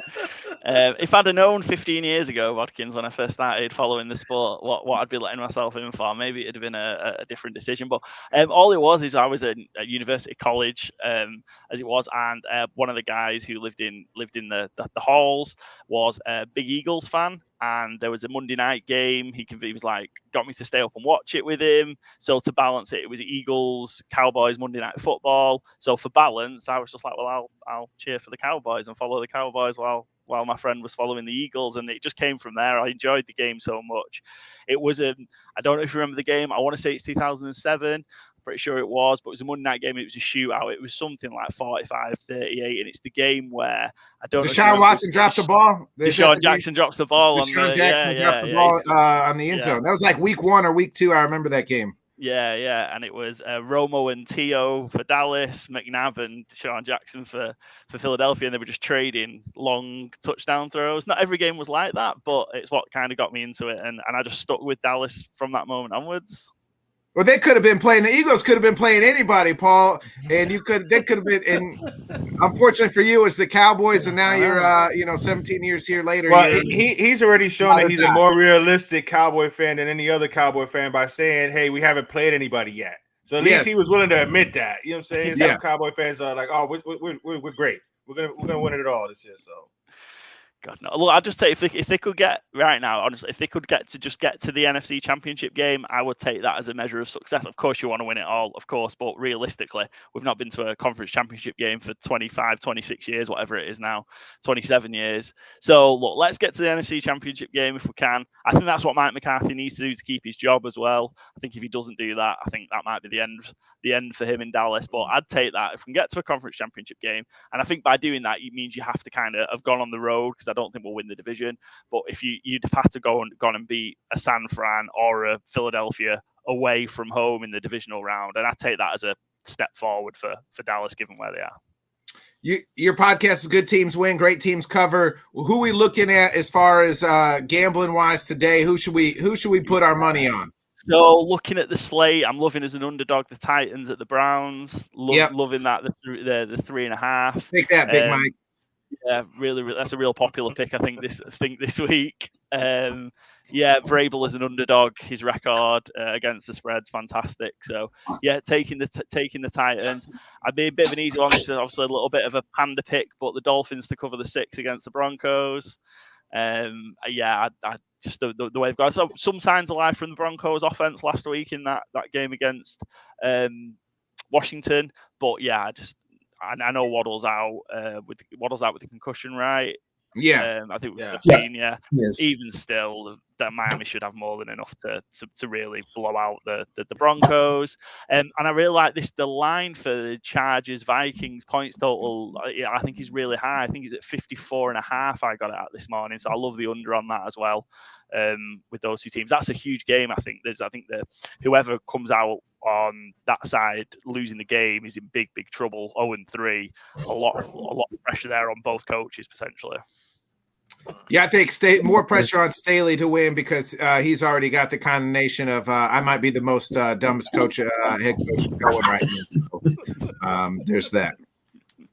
But I like Tanner keeps making these comments, but I like Minnesota -1 as well. So I think there's 3. I got this right. I should quote this on the show the other day, but 3 times Kirk Cousins has started 0-2 straight up on all 3 occasions in week 3 against the spread. He covers 3-0 against the spread in week 3 when he started 0-2. Yeah, it's even right now. It looks like. Okay, yeah, cool. Oh, I'll take the point then while we've got it. Yeah. I'll give you another stat just before Paul goes. Is when Vegas picks a team to win over 9.5 games preseason, the last 10 times, those teams are 9-0-1. So that goes to the Chargers and the Bengals this week. They both were picked to win over 9.5 games, and they're both 0-2. So if Burrow doesn't play, I think they're both going to lose this week, to be honest with you. So I don't think he plays, bro. He's game time decision. He's game time. Rappaport just reported, excuse me, they're taking it right up to game time. Yeah. So they right now don't even know if he's playing or not. I would tend to agree with you, Johnny. I don't think he's playing this week. I think he's got to. He has to play to give them a chance to win. They can't afford to go 0-3. No, if they go 0-3, they're done. They're done. In the AFC, lead continues. Yeah. That's the only way they play him. But they just gave him all that money. They gave him back. So the Rams at +2.5. The Rams at +2.5 as well. I think it's flirted to 3 as well. But yeah, I love that for Monday as well. I gotta put some of these. Tanner's having a blast over here with the defense is bad too. I heard about the Chargers fan group people on. Yeah, Tanner. The defense is bad too. It's not just Staley, but don't tell Chargers fans. It'd be a mistake to start Burrow. He is hurt. I agree, Tanner. I agree 100%. Totally, I think they got to look at the long term with Burrow instead of just the short term with them. That's one. And I like Seattle this week. I think Seattle beats Carolina like more than a touchdown at home. So, Paul, before you go, is there any team that we're fading today that you're like, hey, So, as much or as, tomorrow night. Or tomorrow.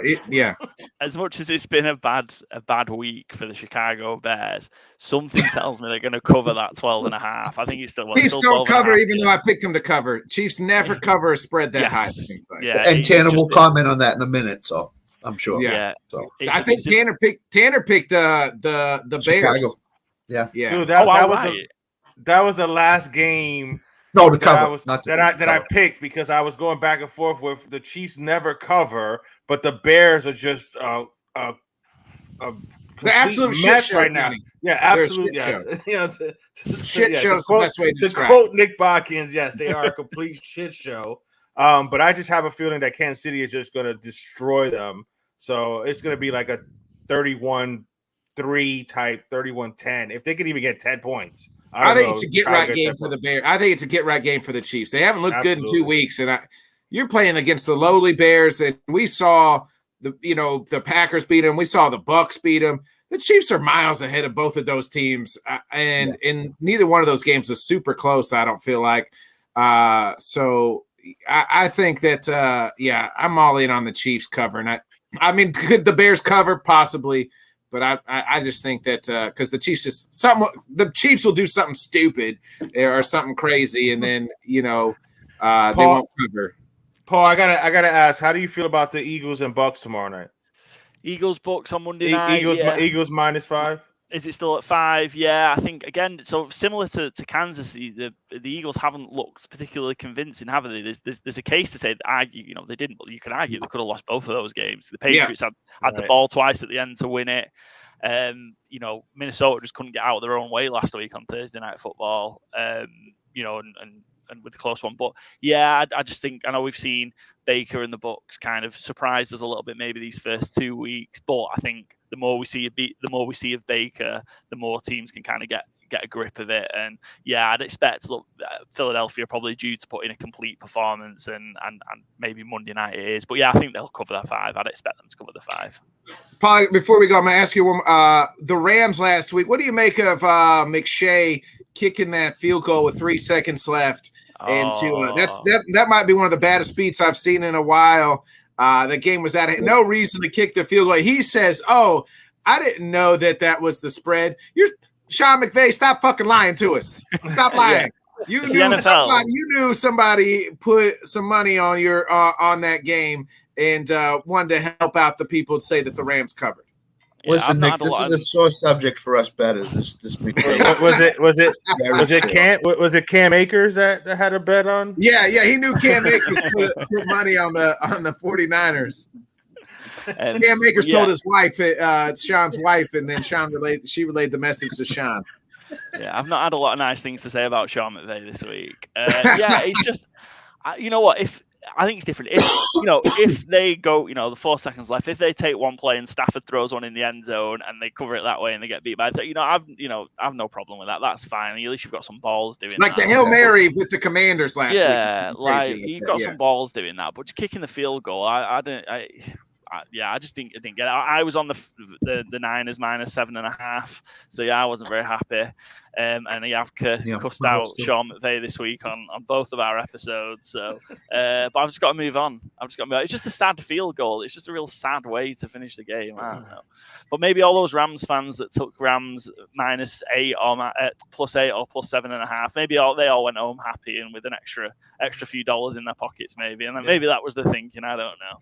Yeah, all 8 of them. Though. Scumbag move. Yeah, all eight of them. Right. All 8 Rams. Can you imagine somebody going up to the pay window and saying, "Here's the ticket I just won," and the teller says, "No, you didn't. You lost the game." He's like, "You're in line, right? You're in line," and then that would be the worst. Paul, where can everybody check you out at? Yeah, thanks, Bodkins. So yeah, come and give us a follow at GTW_GTC. That's over on X or Twitter if you're still calling it that, Instagram and YouTube, and also drop our podcast to follow. Good Teams and Great Teams cover over on Spotify. But we'll be back. On. We've had a little bit of a break from the shows coming on Let's Talk Sports Network, but they'll be back on from next week, so you can catch us on Let's Talk Sport as well. Yeah, we appreciate it, Paul. You're the best Thanks for joining us, Paul. We've had on in a long time, thank brother. you. Hey, enjoy your NFL Sunday, guys. We appreciate it, brother. Catch all the Thank you, games. bud. Hopefully, stay up late and can catch all the games tonight. Always, always. You guys are different animals over there across the pond. We Yeah. appreciate it. See you, brother. Yeah. See you later, man. All right. Bye-bye. Yeah, he's a good dude, man. I don't know how Yeah, they he's do it, great. man. Like they those Monday night games and those Sunday night games, they stay up till 3-4 in the morning or some shit. Yeah. So I was or get up and watch them. Those are some real ones, bro. Those are some real ones staying up that late to watch football games, bro. I was on a show before week 2, 7 p.m. here in Eastern. It was midnight where he was, and he was willing to do the show. He actually suggested the time, so he was willing to do the show at midnight with me. Yeah. I don't. Yeah. That's crazy. It's crazy, but Yeah, that's I want to say it was. was when he had me on. I think it was the same thing. I think because I couldn't get off work early enough, and so it was like 11, 12 o'clock. Well, you guys are assholes because I did mine in the middle of the day because I think I didn't have much going on. Well, no, if I we were gonna do it at 2 o'clock Eastern, and then he said, "Oh, I'm stuck at work." And I'm like, "Oh, okay, I can't do it tonight, but I can do it Thursday, whatever time you need." And he's like, "Okay," and then he texted back. It said 7 p.m.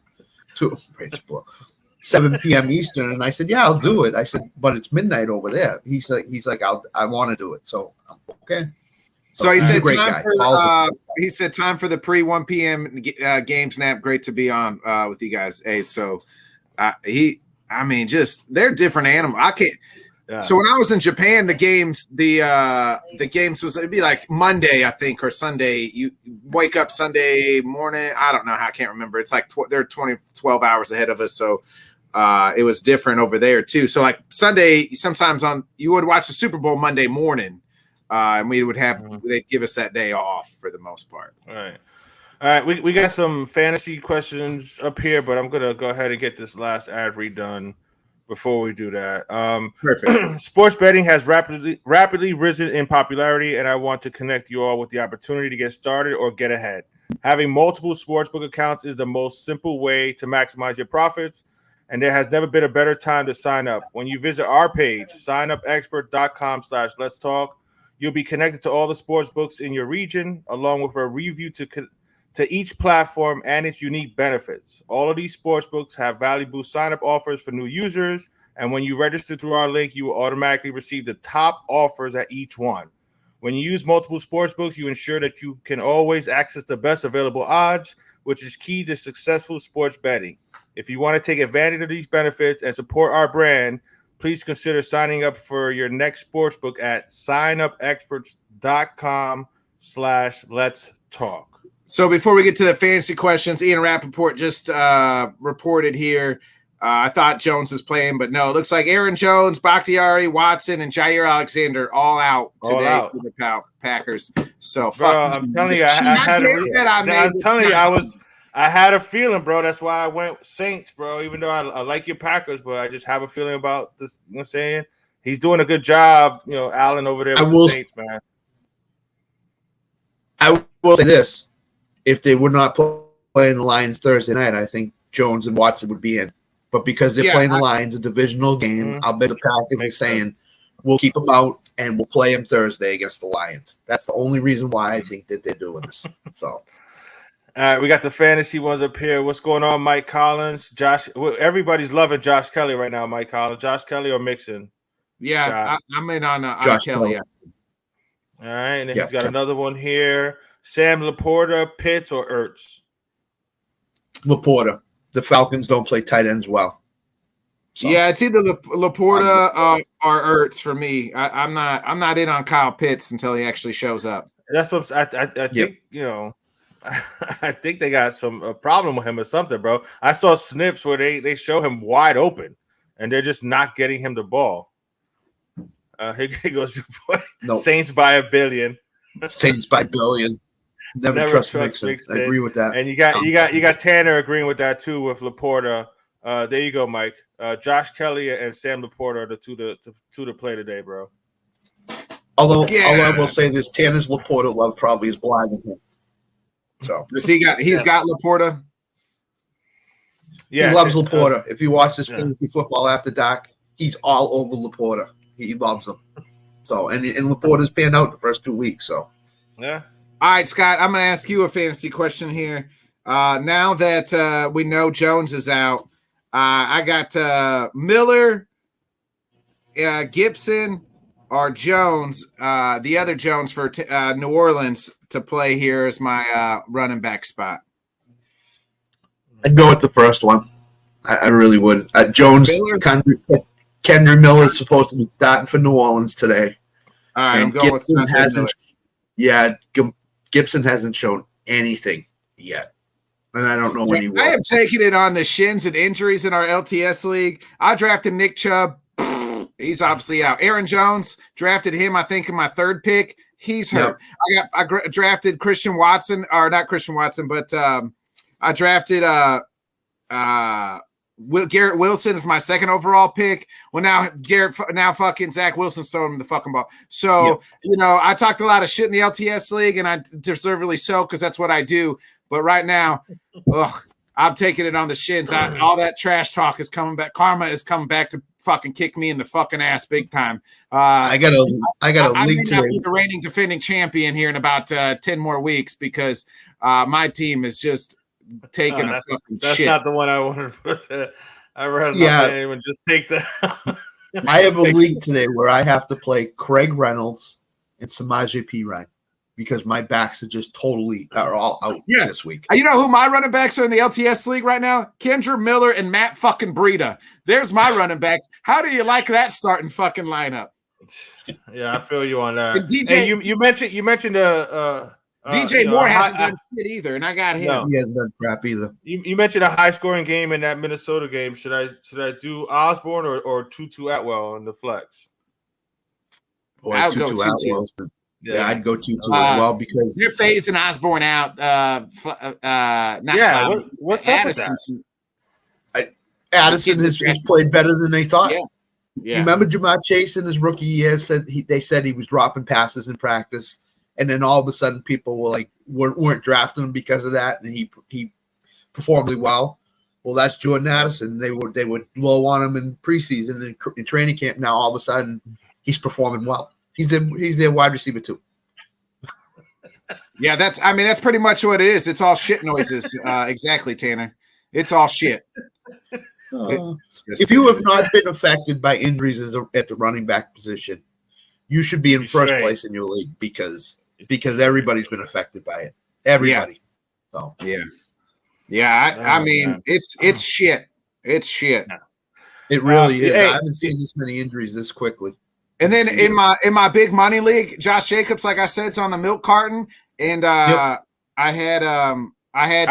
wouldn't let go of him though, man. No. A couple more weeks. No, you can't. I can't. I gotta hold on to him first of all because he was like my second overall draft pick. My first overall draft pick was Eckler, so I'm just been fucked.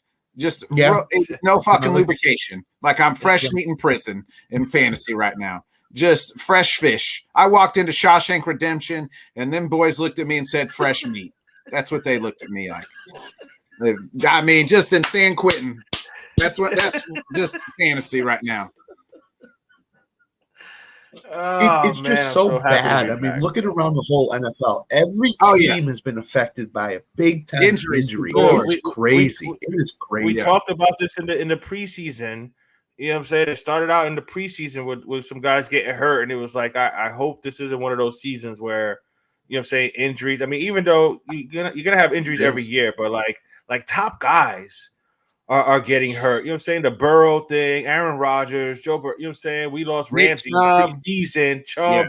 You know what I'm saying? And God bless him that it was just the MCL, right? So his ACL is good, or vice versa. MCL because that looked horrible, man. So God bless him that he's gonna, you know what I'm saying, 8 months or whatever. But guys just going down, and it's stars that we're losing too, man. Big important players to their teams, man. So it's gonna change. Trayvon Diggs on the defensive side, you know what I mean? Like Jack Conklin, like it's just like key guys for for several different teams. Are going down with these injuries. And I know we have injuries like this every year, but man, this early in the season just seems like a lot, a lot. And it's obviously going to affect the standings and everything like that. Like we mentioned, You know what I'm saying? All the talk was, the AFC is so powerful.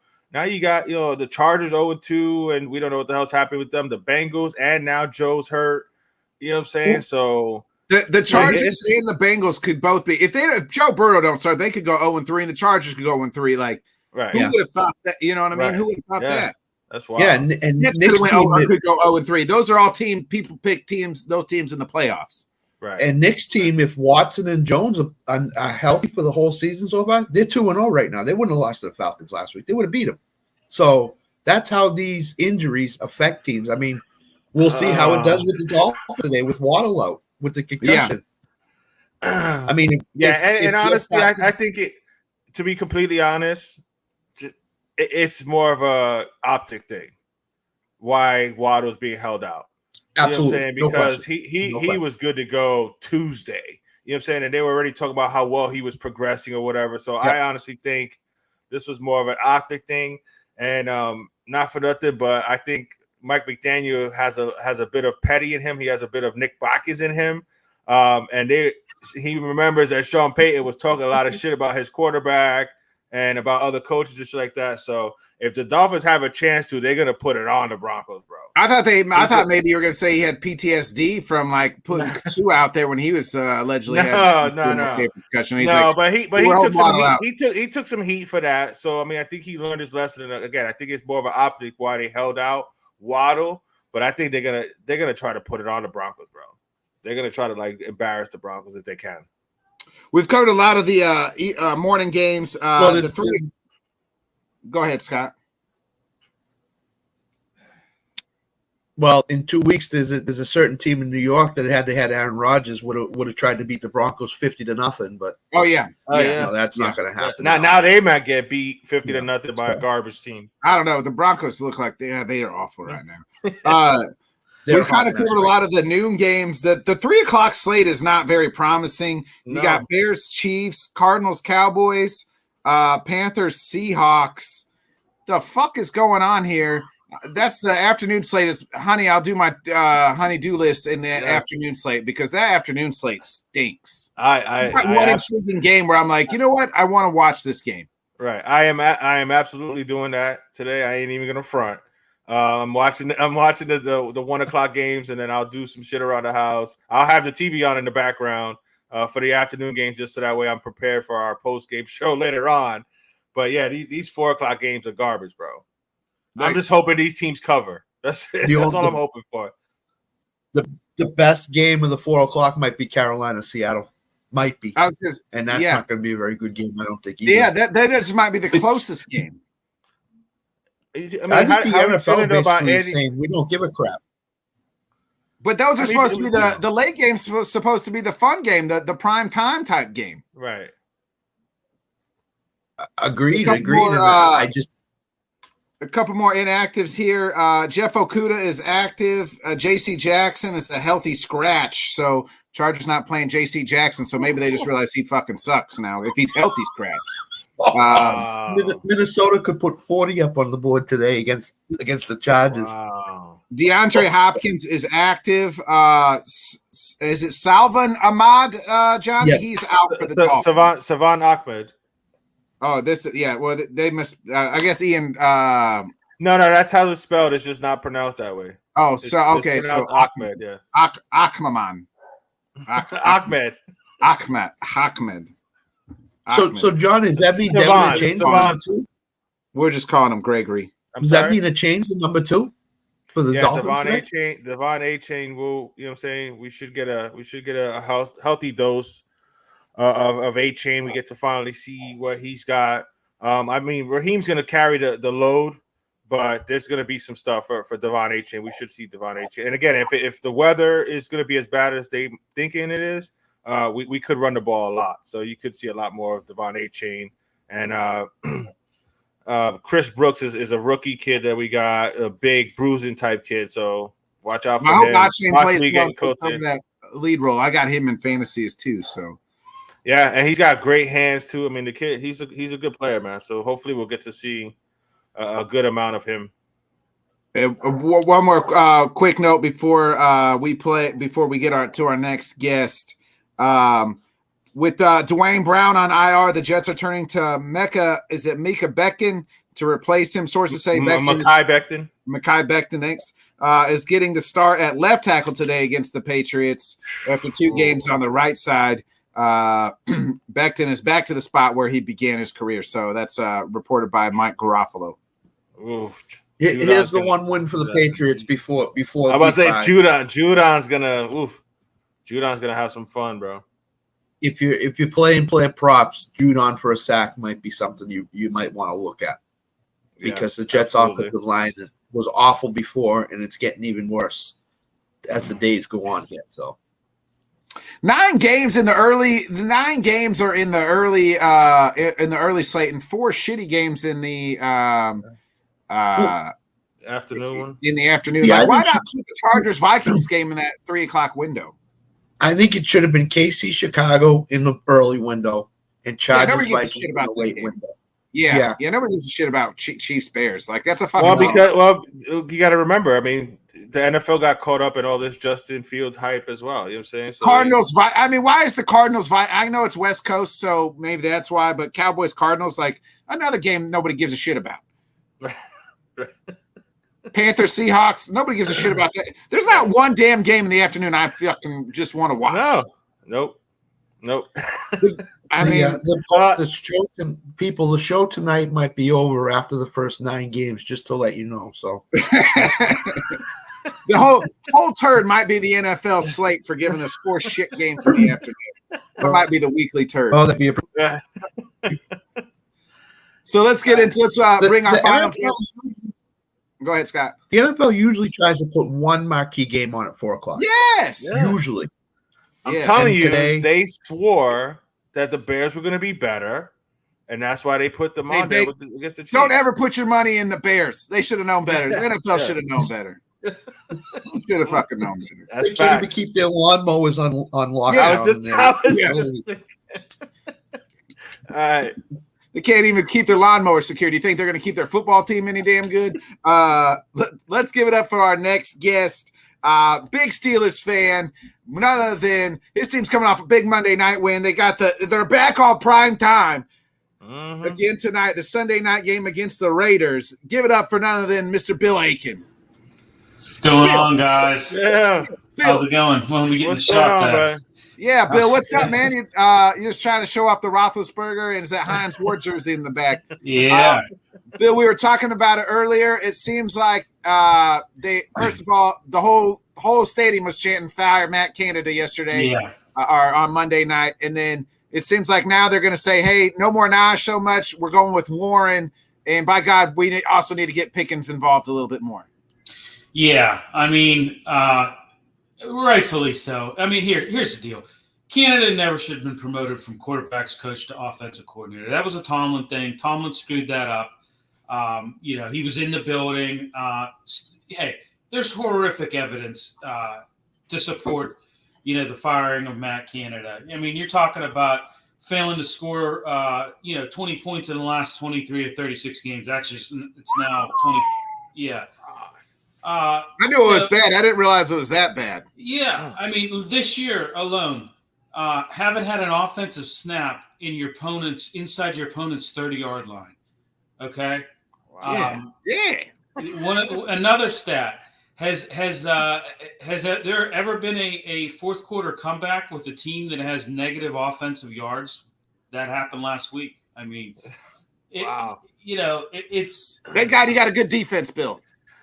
Yes, they do have a good defense. Last week you forced 4 turnovers against the Browns. Watt coming off the edge. Highsmith. I mean, did some amazing things, but that was the only good thing you could take out of that game. It was. Did you say they haven't scored 20 points in 20 of the last 34 games? Is that what that stat was? Yeah, 23 of the last 36 games, they failed to top more than 20 points. 23 of the last 36 games, they haven't scored more than 20 points. Right. Jeez, were they stuck in the 80s, the 70s, Bill? Like, what's Matt Canada's offense like? They got some dudes. George Pickens is an absolute fucking dog. Stud. I mean, stud. Kenny Pickett is I'm not saying he's great. I don't really know what Kenny Pickett is like because I don't either. I'm right there with you. I don't know what he is. You know what? He's been bad. He's been bad this year. I mean, people say, oh, he looked good in preseason. He was going against second and third teamers. Okay. Yeah. It's like you playing all-time quarterback with a bunch of third graders. Okay. Right. Like, it's just, I didn't hold a lot of water into that, and I mean, I tell you what, his progressions are bad. People talk about him getting hit. Well, he goes through his progression so slow. His reads are terrible. I mean, his reads there's been guys wide open and he's just missing them, not seeing them. I don't know. He bounced his head off the turf against the 49ers game. And I wonder if there was any, I know he probably went through protocol, but I just wonder about that, Yeah, I was actually going to ask you about Pickett, and I was wondering is it Canada or is it Pickett, kind of regressing a little bit? It sounds like it's a bit of both. So I'll switch over to Najee. What the hell is going on with Najee Harris, and when did he decide that he doesn't want to be a running back anymore? Good question. I mean, you know what? Jaylen Warren hits the hole a lot harder. Najee just can't find holes. And, I tell you what, he slows up at the line of scrimmage, and he doesn't he dances around too much. Le'Veon Bell was good at doing that. I mean, he would, but he would burst and find holes. I was about to say, he had that burst though once he saw the hole. Exactly. And Najee doesn't have that. He goes up and dances around in there. And it's also, I think, an issue with the line. I don't think the line's getting off the line of scrimmage quick enough. They're not making enough space for him. I mean, that's kind of a sorry excuse, but because Warren is, hitting the hole hard, and he seems to be, cranking out the yardage. But, he's got some issues. I still say he runs way too high. Whereas, Warren, he, like I said, he hits the hole hard, and he's a lower runner, and Najee's just not getting it done. So I saw a report earlier that I passed along to the guys. Is this the Jaylen Warren coming out party tonight between the Steelers and the Raiders? I think it is. From what I heard, we talked about it on our show the other day. From what I heard, he's gonna get more snaps. So, hey, I think he does a good job. I think you make Najee number 2. Yeah, I don't think you waste any time. I equivalent to this. Shout out to my buddy Craig Cobe, kind of put it in perspective. I equated to Zeke and Pollard last year, where every time Tony Pollard got the ball, you're like, why ain't this fucking guy starting? Like, why is this guy not getting more snaps? Yeah. But it's because we paid Zeke all this money that you know what I mean? Or he's got the name. Like, that's where the Steelers are right now. You watch them. Warren is a 10 times better football player and better running back than Najee Harris is at this time. Now it's Najee has got the name and the draft capital, and Warren's this guy, but he's the better guy. Right. He is. He's definitely the better guy. I from what I've seen. Any chance? I mean, I know the fans wanted any chance that if the offense, because that stat was insane about the not scoring more than 20. I mean, if we get another couple weeks where you can't put a lot of points on the board, is Mike Tomlin going to be forced to kind of make a change at offensive coordinator? It's funny, Johnny. The Steelers aren't one of these franchises that generally makes coaching changes in season. They don't do that. Yeah. But I think at this point in time, you're almost really forcing the hand at this point in time. I mean, this is like monumentally a bad offense. I mean, it's scary how bad it is. I can't believe it's this bad. I don't know. We'll see. I mean, Matt Canada, I think he's shown he's nothing short of a high school offensive coordinator. Some of the So Bill, here's the other question: do they make a change at quarterback in the next couple of weeks if Pickett keeps struggling like this? to Trubisky. They can't go to Trubisky. I think Kenny Pickett's just as good, if Yeah, but not as bad as Trubisky. Pickett is struggling a lot. I mean, Pickens, the touchdown pass Pickett through the Pickens was mostly Pickens, 71-yard touchdown. He caught it and ran. Right. So that'd be my question. Especially with the Bengals going with what they're going through. You know what I'm saying? You got the Browns struggling. Pittsburgh has a chance to possibly compete for this division. Yeah. That's a legit question, I think. I'm with you. I think they have to. You almost have to. I mean, I think, hey, Trubisky had a decent camp. Mason Rudolph even had a decent camp from what I heard. Yeah, I think you do. I think you have to. You've got to do something. If they sputter against the Raiders today, I think you've got to do something. You've got to make some sort of change. You can't continue to go on like this. You just can't. That's the definition of insanity, man. Doing the same thing over and over, and that's a big sample piece too. 36 games, right? And for 23 of them to score 20 or less that's insane, bro. That's insane. Wow. I mean, they scored 26 this past week against Cleveland, but 14 was scored by the defense. By the defense, right? I mean, Deshaun just plays pretty good. Cleveland would win that game Monday night without question. So. Yeah, and you look at the stats. You look at Deshaun's stats. And you look at Kenny's stats. God, they were just almost mirrored each other. You know, there wasn't really that much of a difference. Deshaun was 22 for 40. Kenny was 15 for 30. 1 touchdown, 1 interception. The only difference was Deshaun got sacked 6 times and Kenny got sacked twice. You know. Yeah. But Kenny's taking hits. Kenny's taking hits, and all these people are asking, well, why? Like people asked on our show, why is Kenny taking so many hits? You know, after he makes throws, it's because his progressions. He's just taking way too long in his progressions, and like I said, his reads are way off. I mean, I don't know. There's something wrong with him. So. What's your prediction, man, for tonight? For tonight, oh God. I think the Steelers come out. I think I look at it like a 20-17, you know, but I don't know. I like it. Get the ball to Pickett. That's all I care. I got him on the old fantasy, so I need a lot of lot of Pickets. Yeah, he's on mine too. So let me see if Bill agrees. If the Steelers win tonight, will the reason be Jaylen Warren has a really good game tonight, more than Pickens? Would that be fair to say? I think that would be fair to say. I also think that, you know, like, hey, you look at the other side, the Raiders. I mean, they've struggled. Jacobs? He's averaging less than 2 yards, I think, right? Yeah. He stinks right now. He's on a milk carton. Yeah. Can you slow Garoppolo in that offense has kind of been dink and dunk.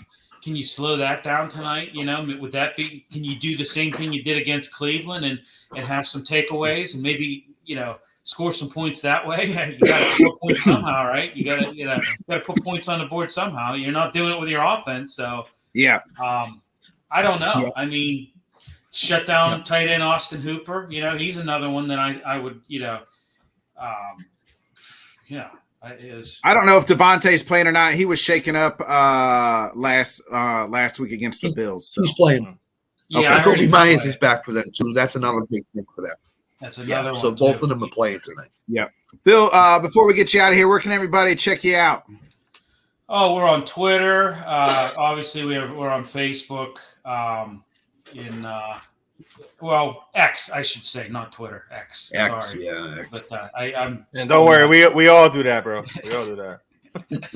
But and we're at Wednesday nights, and we get into it with everything Pittsburgh sports. So it's good stuff. It's a good time. So nice. All right. Well, we appreciate you joining us, Bill. Thank you, man. Guys. We'll check you out next week or so. Sounds good, guys. Thanks for having me. Take care. Enjoy the game. Take care. Enjoy, bro. Have a good one. Yep. Hey, we got one last fantasy question before we get up out of here. All right. Pick 3, Terry McLaurin, Josh Kelly, Zach Moss, Najee, which we just talked about, Javonte Williams, Zay Flowers.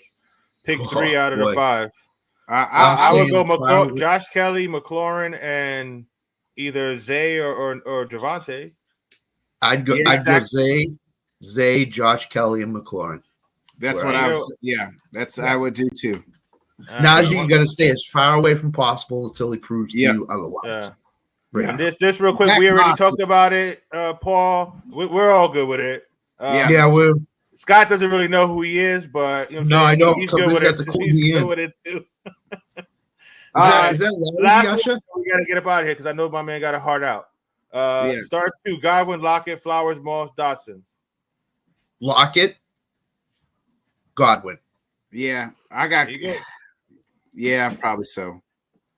DK Metcalf is banged up. He's playing, but he's banged up today. Keep that in mind too. So the passing game, I need him to get going. I need Dotson to get going. But I like Moss.